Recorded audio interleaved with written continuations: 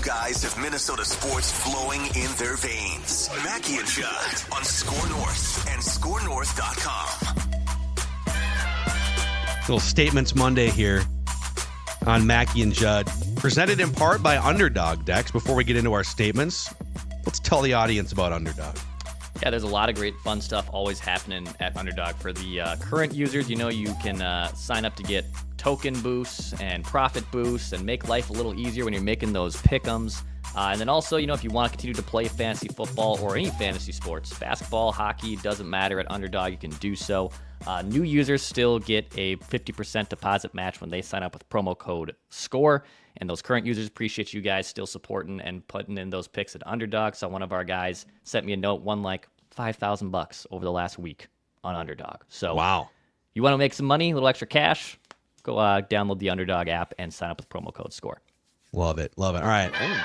Judd, do you want to do the honors? You want to start us off? Absolutely. Statements Monday here? Absolutely, because I've got something to tell all of you folks who think Kevin O'Connell, he can't manage the clock. Kevin O'Connell, he's a mid coach. It did feel a little Matt Eberflus-ish toward the end of the first half there. It did, and that was not great. But if you think Kevin O'Connell and his staff do not manage the clock well, I point to Week 17 in its totality in the National Football League to show you some coaches who truly don't manage the clock well. I start last night in the Falcons game against Washington, and the amount of time that Raheem Morris let run off the clock before trying a super-duper long field goal attempt because he had allowed so much time to run off the clock. And much like the Eberflus screw-up here, Michael Penix is a rookie quarterback. To expect him to manage the clock and the game itself is a huge ask. The head coach can call timeouts for this reason. In the Thanksgiving Day in Detroit, Eberflus did not. In the game last night between the Falcons and Washington, Raheem Morris let a ton of time run off the clock for no reason. I take you to Cincinnati, marvelous game on Saturday, part of a 3-game Saturday, of which 2 were really, really good, were fun games. Cincinnati and Denver. Sean Payton needing an overtime tie. And remember, overtime is 10 minutes. All Sean Payton had to do was race to get the clock to run out. Take the tie. I hate ties, but take the tie. You're in the playoffs. Instead, he called 2 timeouts during a Cincinnati drive to stop the clock. Now, the Bengals missed a field goal, but guess what he did? He preserved a minute at the end of that game for the Bengals to get back and win the game on a touchdown. O'Connell certainly, and you're right, Phil, at the end of the first half, that was in my notes. I had some questions. I'm not saying he's not without fault here, but the lack of ability to manage a clock that we saw in Week 17 around this league from Sean Payton, a veteran coach, probably a Hall of Fame coach, Raheem Morris, what are you doing? And those are only 2 examples. Mind-boggling. It is. I feel like, there's been some major moments. Like the Eberflus thing, he was going to get fired anyways. But that guy, clock management was the last nail in the coffin for him. For as easy as it is, I feel like, to simulate. I mean, there's video game players that log tens of thousands of hours of Madden that understand clock management better than NFL coaches.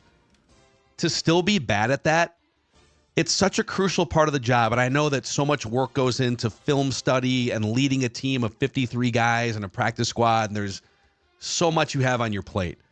But for so many coaches to be clueless in these moments, and KOC's generally been pretty good at it, preserves timeouts, understands the value of like the last 4 minutes of halves.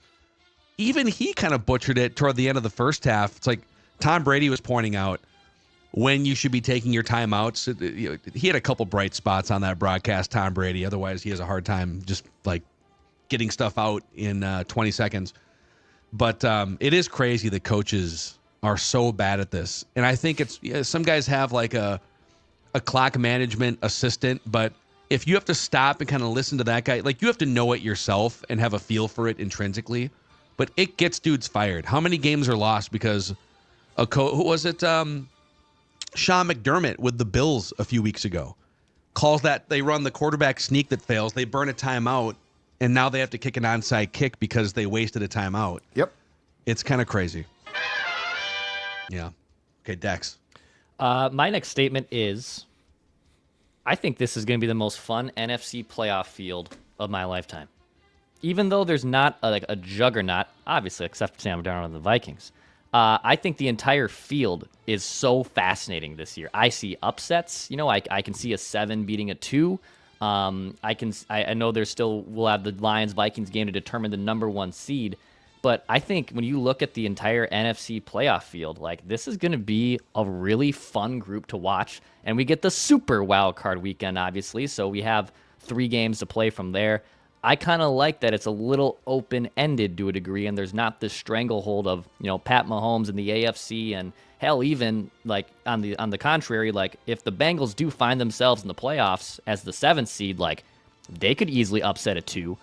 So I think the NFC playoff field is going to be a fun one to watch, one of the more fascinating ones of my lifetime, and definitely the best I think since the Super Wildcard Weekend was implemented a few years ago. Yeah, right.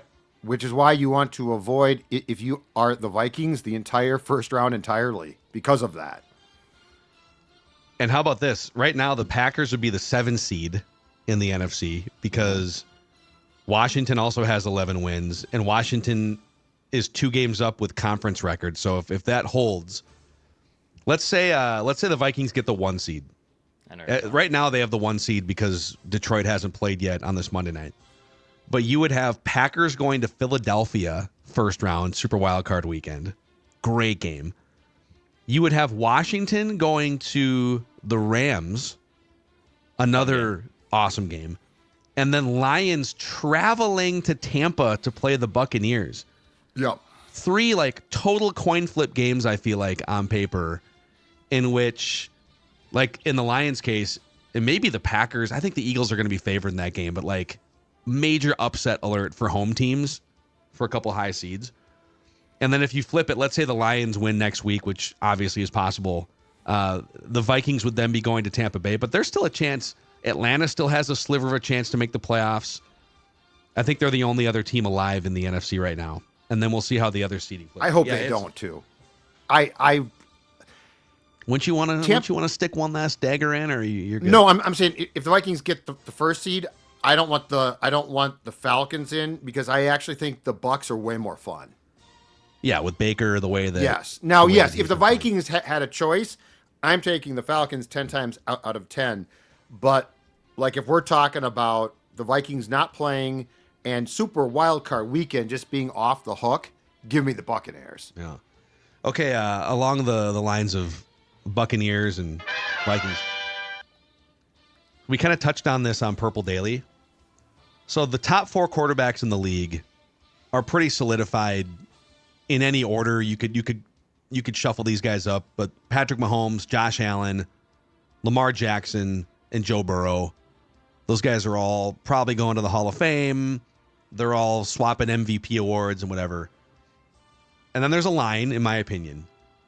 And my statement is, you can make a very strong case that the next 3 quarterbacks, 5, 6, and 7, were all written off for dead at one point or another in the last 3 or 4 years. Because I think you can make a case that Jared Goff, Baker Mayfield, and Sam Darnold, at least for this season, are the next 3 dudes on that list.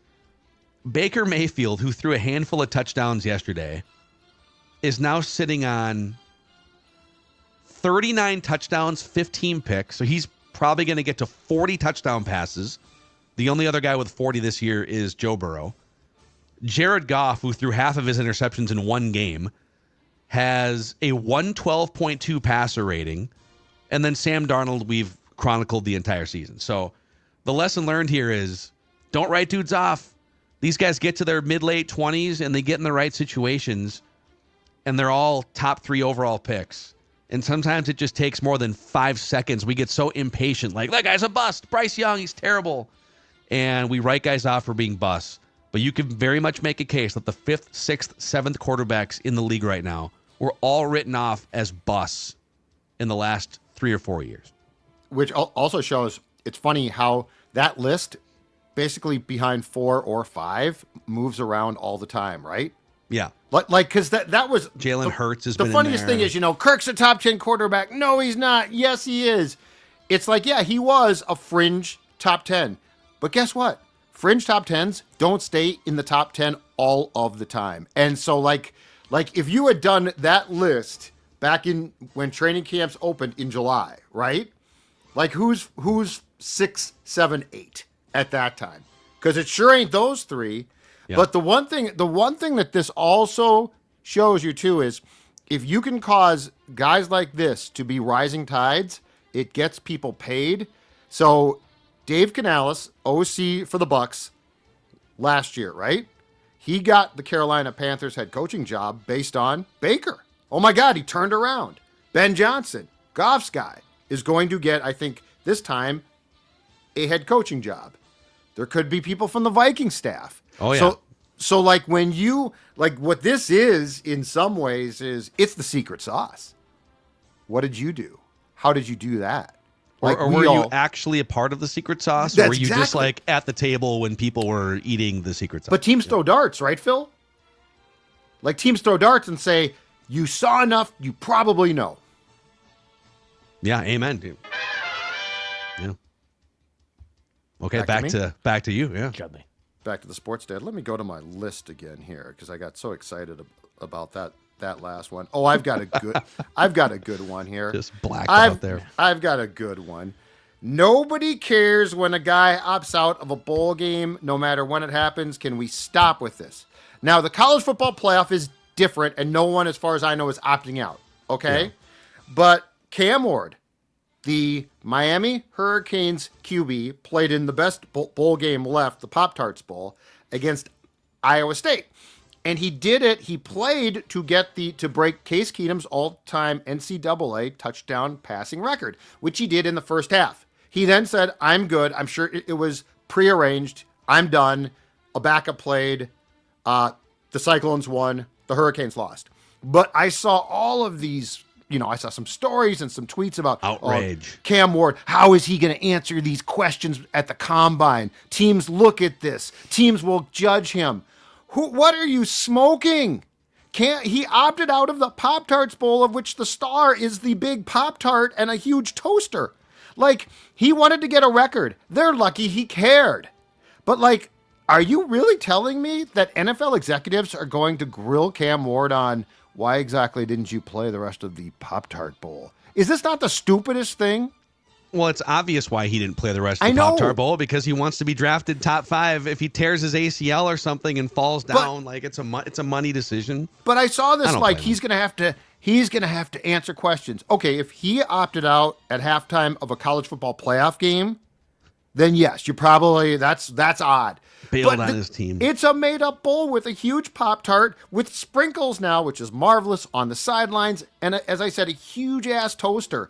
And we're like, this is a character flaw in Cam Ward. Give me a break. This is fake outrage. It's people want to be broken up with in the right way. And because if somebody were to have told you like 3 weeks ago, hey, so yeah, Miami missed out on the college football playoff and they had to settle for the Pop-Tarts Bowl, which is a great time because you send the human Pop-Tart into the big toaster. It's fantastic. He dies. And then he dies, and they send him off to his demise. And then the Pop-Tarts come out. It's great. But if somebody were to have told you like 2 weeks ago, hey, Cam Ward, who is projected to be the second quarterback off the board, maybe the first quarterback off the board, depending on the pre-draft process, he's not going to play in the Pop-Tarts Bowl. He'll be there and he'll hang out and he'll eat some celebratory Pop-Tarts, but he's not going to play in the Pop-Tarts Bowl. Everybody in America would be like, yeah, that makes some sense. I probably wouldn't play in the Pop-Tarts Bowl either if, like $30 million in earnings were on the line. But because they didn't give you a heads up and he played in the first half and then sat out the second half, people are outraged about the way it played out. It's like I think they wanted to be communicated with along the way. It's the but Pop-Tarts Bowl. Where would you have, if you had a chance to be the third overall pick and make ridiculous amounts of guaranteed money, would you risk your meniscus for the Pop-Tarts Bowl? I don't know, man. Have you ever had a brown sugar Pop-Tart? But he can damn still good. eat those. But he still gets them. Those, yeah. That's the point. But can you imagine in 20 years explaining how your career, how your sure top 3 pick quarterback, millions of dollars at stake, and there's a 30 for 30 on how your life was derailed because you played in the Pop-Tarts Bowl. That's right. My femur exploded. Oh, how'd that happen? The Pop-Tarts Bowl. Pop-Tarts Bowl. Against Oh, I'm Iowa glad you State. played in that game. Your character is beyond reproach. You have the greatest character of all, but you lost millions of dollars. Anyway. The Pop-Tarts Bowl. Well, the fact that you said the Pop-Tarts Bowl is more prestigious than the Duke's Mayo Bowl. All right, I'm having a hard time. Pop-Tarts Bowl is my favorite that. bowl now. Yeah. They're so in. Duke's is too, but the Pop-Tarts Bowl, they put sprinkles on the sidelines. It's pretty great. I about teared up. The Snoop Dogg. I saw Snoop Dogg was like interviewing coaches on the sidelines. I think he Fun took. new twist. I think he took over the bowl that Barstool sponsored for a couple Did of he? years, right? Okay. Yeah, I think that's his bowl now. Yeah. Well, Barstool kind of took a bath because the first year they sponsored it, COVID hit, and they had to like cancel it and all this stuff. Kind of crazy. Anyways, okay, Dex. I'm going to borrow a statement I think Judd made a month ago and then use it again because at the time I agreed, but now I'm fully in. We need to move Christmas Day to Thursday. Christmas needs to be on Thursday. Wow. I love this idea. Like because- Thanksgiving? Yeah. Like it's just the 4th Thursday in December or whatever it is. Yeah, keep it the 4th. I don't care. Because when it's Monday, Tuesday, or Wednesday, your timing is so off. See? Like it's just your entire timing is off. And I'm not being Judd here. We're like people are taking too much time off. I've taken time off. I'm glad I took time off. Timing's off. And I'm taking time off on Wednesday. That's great again because it's New Year's Day.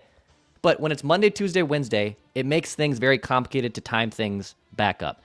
We were talking with Kyle Tigey off mic. Like, I have been in a sleep coma and alcohol coma for like the last week because I've had so much time off and I'm just hanging out and I can't get back into a rhythm. Oh, what should I do today? I don't know. Drink a third of Like a handle of tequila. He's not on a wrong. Tuesday, I guess. He's not wrong. No. I was like, what am I going to do? There's a beer. Want to As check someone- into rehab.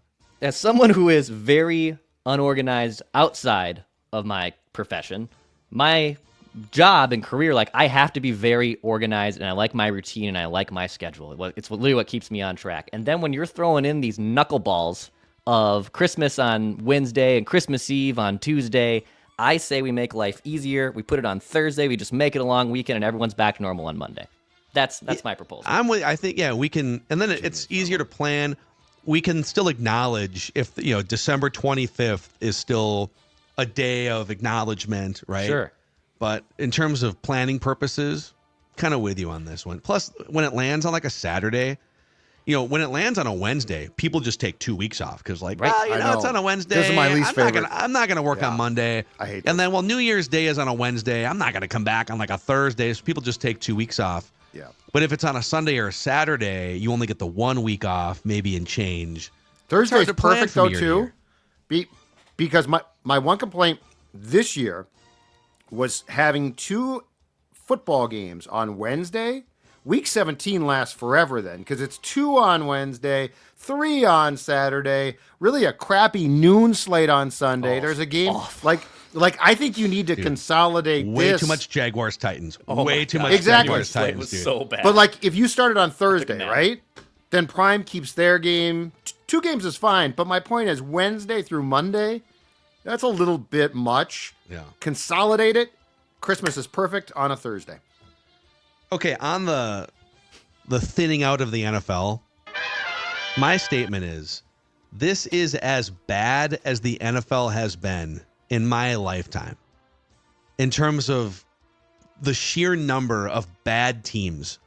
Oh. And maybe someone can do some actual digging on this, but we're going into week 18 here. And there are 10 teams with 5 wins or fewer. Like the New Orleans Saints are 5-11, which is absolute. The Saints are terrible. They Yes. are 5-11. Yes. And the Saints are barely drafting in the top 10. Raiders are in that boat too right now. You've got Tankathon is great right now. Yeah, Tankathon tells a sad story for some bad teams. So you've got, let me pull this up here to your point. The current draft order is like the Bears. Great example. The Bears literally haven't won a game in 2.5 months, almost 3 months. Since the guy And taunted they're the picking fans. ninth. I know. They're picking ninth. You got the Patriots, Titans, and Browns and Giants are all 3 wins right now. And then you've got Jacksonville, Carolina, Jets, Vegas, Bears all at 4. And a 5-11 garbage Saints team is drafting 10th. They're not going to sniff one of the top quarterbacks. Although Spencer Rattler looks like he's got a little juice. Maybe they'll ride with him. It's crazy how, and the Vikings have had some of these teams on their schedule. But of course, the Vikings get stuck in a division and they've done really well. They're 3-0 or 2-1 against the Lions and the Packers. But crazy how bad the bottom part of this league is. What is the Vegas first round pick at right now? 8? The Raiders? The Raiders, yeah. They're picking 8th right now. That Raiders team is Would you trade that draft pick for a franchised Sam Darnold? You have to get a quarterback. You don't have one. If you assume that you're going to, and this is a big assumption, also get the right coach to work with him. Well, which, by the way, Brady might was come from the awfully Vikings critical staff. of Sam on the broadcast. Minority owner Tom Brady I know, yeah. nitpicking some. Well, of because he's stuff. trying to chase teams away. So the process would be maybe lowers up. So Vikings they'd franchise him, and then they would say, hey, listen, so like we're totally willing to just pay him 1 year, $40 million, and unless somebody wants to offer us something. Yeah. And if you're the Raiders, would you give up the 8th overall? I mean, if you're the Vikings, you can get the 8th overall pick. That's what I'm saying. You could kick back a later pick or something. But Stella's upset right now. You can probably hear her barking. She's very, very upset about this. Darnold's fine, Stella. I just proposed that. Dog hates me for this. She's a big Sam.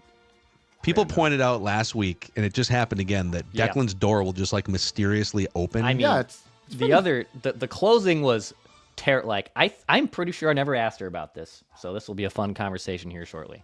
I think she went on the ground, lifted the door from underneath, and closed it, so she wouldn't be in the shot. Instead of just because you can kind of see the handle right there, like her hand might be visible. Oh, I thought it was the dog who hit the door. No, that door closed all the way with force, and people thought there was a ghost. So she does a Judd when there's a knock at the door, and Judd crawls across the floor to avoid the person seeing that Judd is home. Yeah, the problem is Vinny likes to come in and out, and if the door is closed, he'll just sit out there and cry until you open the door. So then that becomes a problem. This one going right now. And then my wife, if she's upstairs in the bed, she doesn't want. I don't know. Doesn't want to be seen or heard, and I get that too. So it's a whole thing. No ghosts though. No ghosts. That's hilarious if she did that. Just crawling on the ground. I'm pretty sure she holding did. the door shut. I will confirm. Wow. Good knees still. That's right. SKOR North in our home studios. Just professionals. Bunch of classy professionals. Darnold's fine. Shut up. Then we should probably go let Stella out there. Sounds like she's got mad. A bladder emergency. She's not been out yet. Those are your statements here. Are you firing someone's ass? You firing someone's ass today? I'll fire Brady. That's actually the longest I've listened to him. Like, I really haven't listened to a lot, but that was brutal. That was absolutely brutal. Having no clue about when they went for two. Broadcasters having no clue about why do they go for two to cut it to. Greg Olson jumped on Twitter right away and was so did like, Dan Orlovsky. Yep. I love why they do this. They do it so that you only have to score twice and not Greg 3 times Olson to win a football game. Jumped on Twitter? Yeah. You know why? He wants his $7 million back. He took a $7 million pay cut for no good reason. Yep. Yeah, Brady, it's weird. It's like he's over-prepped or overthinking.